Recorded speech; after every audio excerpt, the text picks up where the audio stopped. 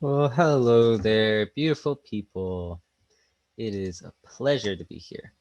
I'm excited because we're going to make this object. I'm going to share some of my knowledge that I gained recently, and hopefully I can help somebody else along the way. So, we're going to select new part. I'm going to name it NX04001.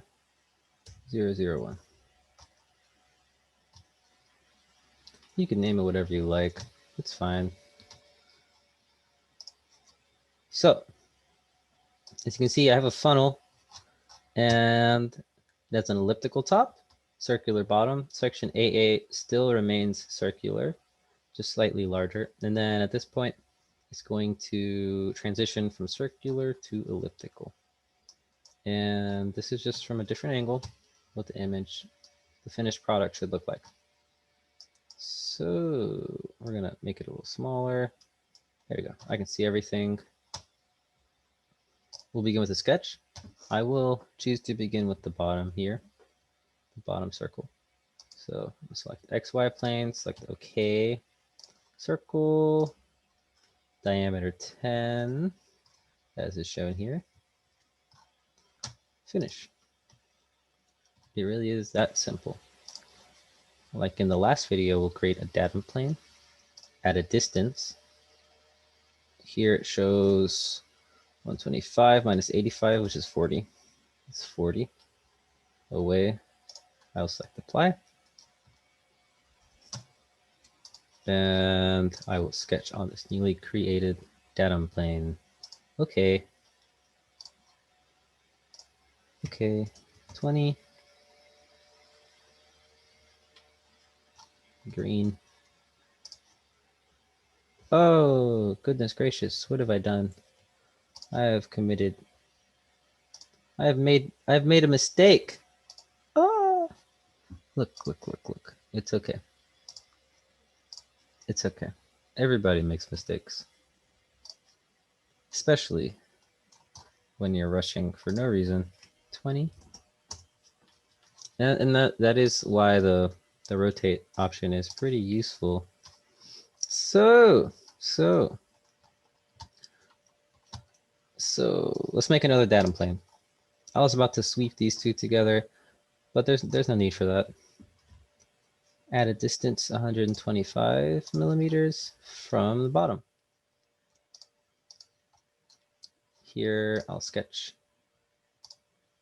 Okay. And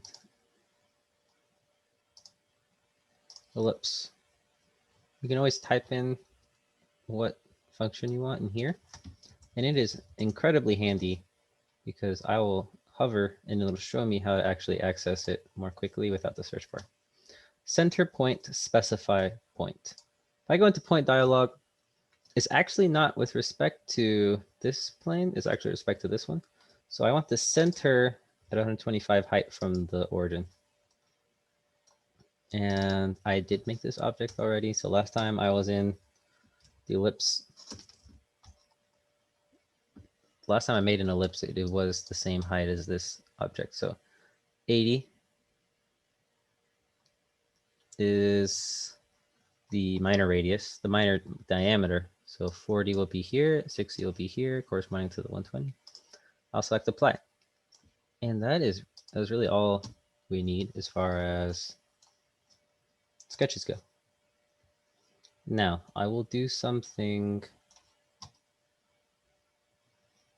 So first, what must be noted is that I can go through and let's say I can very quickly decide to do through curves. Then I can do this and the, oh, I would not do that. So I'll go through curves and I can select curve, add a new section, select another curve and apply. And if I wanted to, I could do the same thing again here. And this is a funnel. I could shell it out. I could unite these two, shell it out, and it would be a funnel. but it doesn't actually correspond with what we have here. You can see these lines are straight edges. So I'm going to delete this. What needs to be created here is a guide. So I'm going to sketch from this angle such that we're facing the wider portion of our circle. And it's just because I have prior knowledge of this object. I did realize before that there isn't going to be the same curvature from the other side. So this is what, from here to here, 40, from here to here. This angle right here is actually steeper than this angle from this edge to that edge. So the curvature is going to be noticeable on this region. And that's why I'm sketching from this side such that we're facing the wider part. Because here you'll have the curvature displayed in our reference. So this will be where I create my guide. And I will create, so first, I'll create some construction lines. So a line starting from the origin. So 0, tab 0, left click, length, and this whole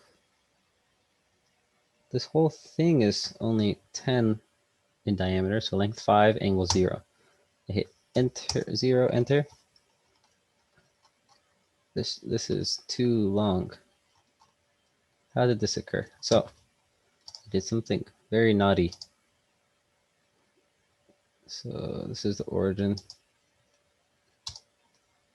I'm going to rapid dimension this back to where it should be. I made a mistake, and that is okay. Okay, close. So now this will be precisely where I want it to be. Ha ha ha, I did it. So that's lined up with the z-axis. And I'll do the same again. I'll create a line. Height. Look, it already knows what I want. Height 40, length 0. And this one will be length 10. Angle 0. I'll hit enter. Same thing here. Length 60, angle 0. Because 60 is half of 120, just like the radius we had inputted. Now I have my construction lines created. There isn't a radius here defined. So what I'll do is I'm just going to select arc, and I'm going to arbitrarily decide what I think looks nicest. And we'll just say 150. 153 looks fine to me. I'm going to create another arc. Can't see very well. What's important to note is that your snap settings should be set so that you can snap to an endpoint. And just make sure you're not snapping to something nearby that isn't what you really want to snap onto. Because that does happen. It's okay, it does happen, but you just don't want it to happen without your noticing. You can fix the problem. So I can come in here and I can, so you see this, the circle, the yellow circle with the line, tangent, that's tangency. That is what I want. So I can either do that, or I'm gonna hit Control Z. And fun fact, Control Y is actually redo. Control Y is the shortcut. So another way to do this, to create tangency here, let's say I make it wrong. I can go to geometric constraints. I'm going to go to tangency here. So I'm going to constrain this one. It's going to be made in such a way that it corresponds with this right here. So now we have the tangency again. And so basically the tangency just ensures there's a smooth curvature here that all comes together nicely. And at that point I could make just a mirror. And I'll use this axis to mirror it because it is all lined up with our axis. And then really At this point, I can leave those construction lines there. I really don't want to. It's bothering me for some reason. So I'll select finish. We finished. So now I can go back and I can use my guidelines to perform a sweep. So whenever you just created an object, it's going to assume you want to select that object. I don't really. So I'm going to go to curve, add new section, select another curve. I actually don't know if I can do all three at the same time. Let me try, just for fun. And we're going to do guides. And I'm going to select curve. Okay, new section. Curve. Okay, let's see what the preview looks like. Oh, marvelous. I love it. So I'll select apply. I'm very pleased. I'm so happy. So at this point, all I need to do is, well, what's 1 millimeter for wall thickness? That is the default wall thickness. And I hit apply. You can see actually this bottom is not hollowed out, but that's okay. Cannot. Okay, there we go. Now